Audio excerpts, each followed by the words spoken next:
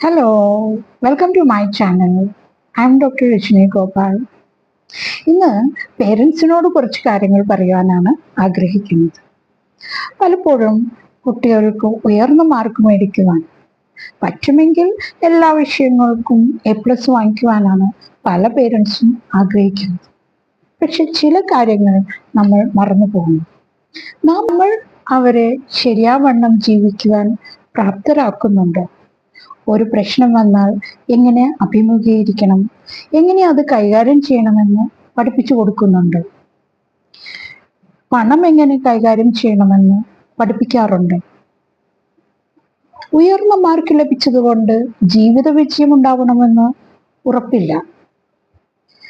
Living സ്കില്ലും മൂല്യബോധവും financial ഡിസിപ്ലിനും എല്ലാം ഉണ്ടായിരിക്കണം. Parents